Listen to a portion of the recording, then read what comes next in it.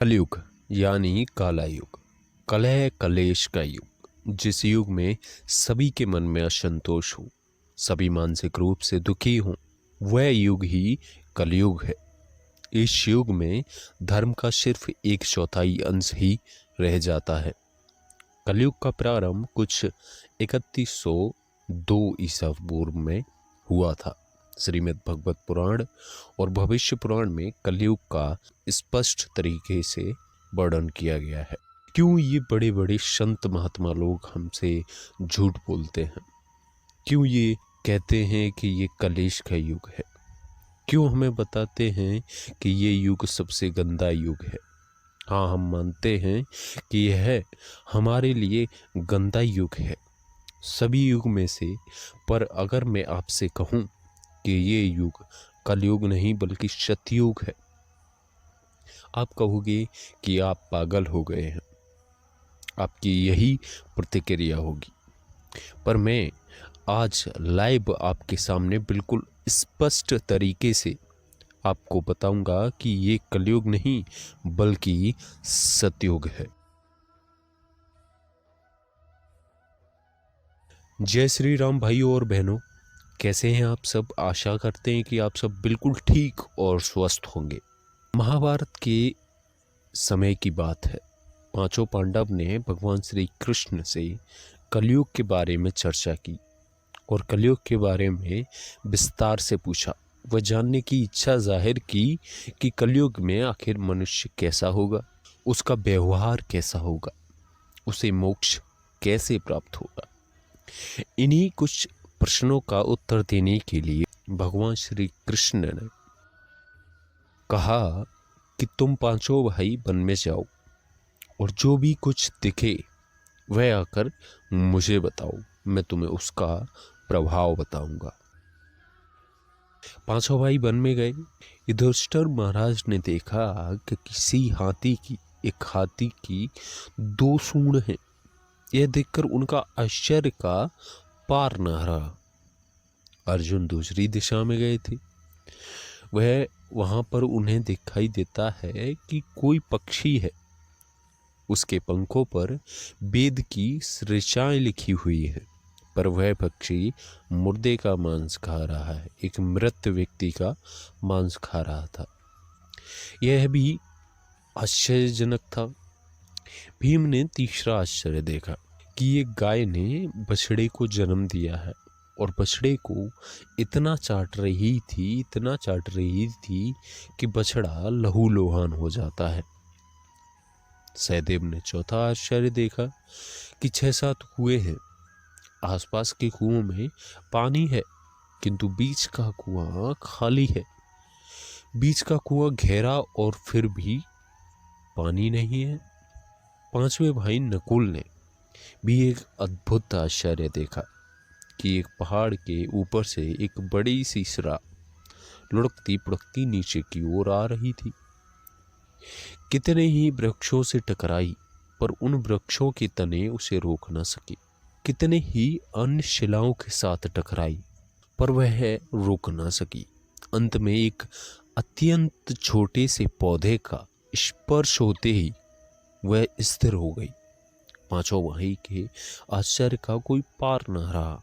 शाम को वो सब भगवान श्री कृष्ण के पास पहुंचे और उन्होंने अपने अलग अलग आश्चर्य का जो दृश्य देखे थे उनका वर्णन किया।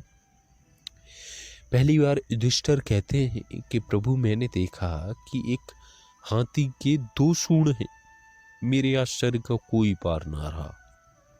तब भगवान श्री कृष्ण कहते हैं, कलयुग में ऐसे लोग होंगे, ऐसे लोगों का राज होगा जो दोनों तरफ से शोषण करेंगे, बोलेंगे कुछ और करेंगे कुछ और।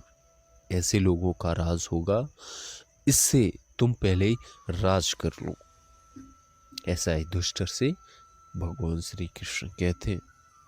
अर्जुन ने भी बताया कि भगवान, मैंने देखा कि एक पंछी जिसके ऊपर वेद की ऋचाएं लिखी हुई थी, परंतु वह एक मुर्दे का मांस खा रहा था। भगवान श्री कृष्ण कहते हैं, ठीक इसी प्रकार कलयुग में ऐसे लोग रहेंगे जो बड़े बड़े पंडित और विद्वान कहलाएंगे, परंतु मांस और अन्य जो शोषण हैं वो करेंगे। वह देखेंगे कि कौन सा मनुष्य मरे और हमारे नाम अपनी पूरी संपत्ति कर जाए। संस्था के व्यक्ति विचार करेंगे कि कौन सा मनुष्य मरे और संस्था के नाम हमारे नाम अपनी सारी की सारी जायदाद कर जाए।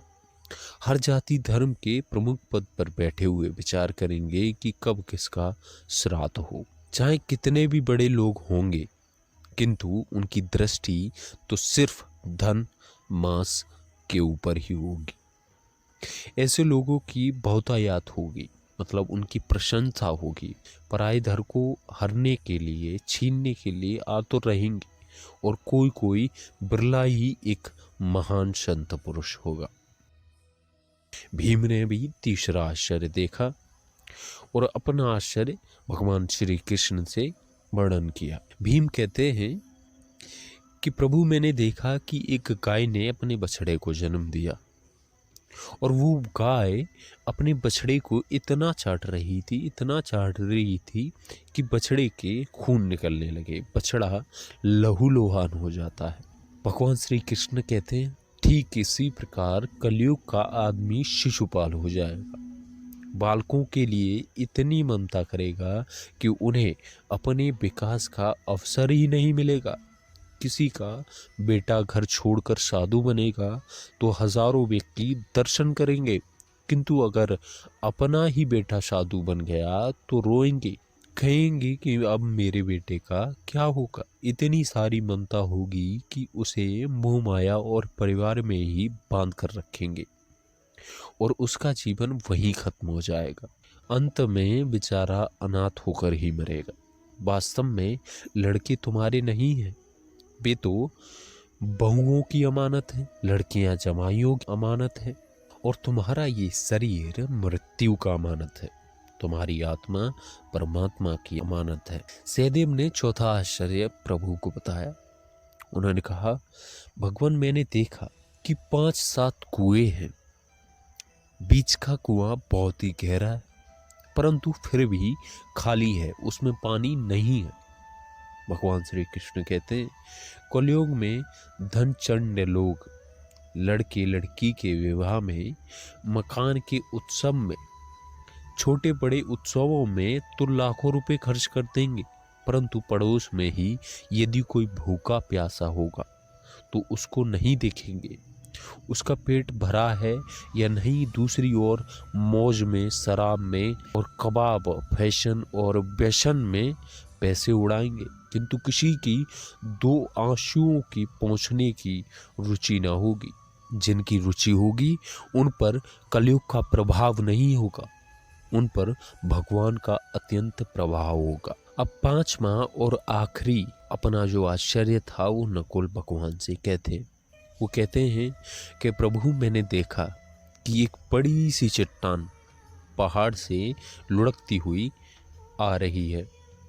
वृक्षों के तने और चट्टानें उसे रोक ना पाए, किंतु एक छोटी से पौधे से टकराते ही वह चट्टान रुक गई। भगवान श्री कृष्ण मुस्कुराते हैं और कहते हैं, ठीक इसी प्रकार मानव का मन नीचे गिरेगा, उसका जीवन पतित होगा। यह पतित जीवन धन की श्रृंखलाओं से नहीं रुकेगा, ना ही सत्ता के वृक्षों से रुकेगा, किंतु हरि नाम के एक छोटे से पौधे से, हरि कीर्तन के एक छोटे से पौधे से मनुष्य का जीवन पतन होने से रुक जाएगा। अब आते हैं हमारे मेन पॉइंट पे। क्यों मैं कह रहा था कि ये कलयुग नहीं बल्कि सतयुग है।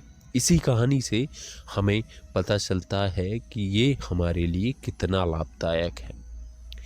याद करिए, भगवान श्री कृष्ण जी ने हमें ये तो बताया कि कलयुग मानव कैसा होगा, क्या करेगा, क्या खाएगा, क्या पिएगा, परंतु साथ साथ हमें ये भी बताया कि हमें आखिर करना क्या है।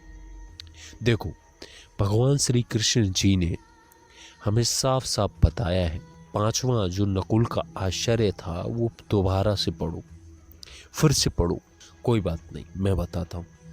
ये था कि एक बड़ी सी चट्टान, मतलब हमारा मन, लुढ़कता पुढ़कता नीचे की ओर गिरेगा, मतलब जमीन के सबसे नीचे गिर जाएगा हमारा मन।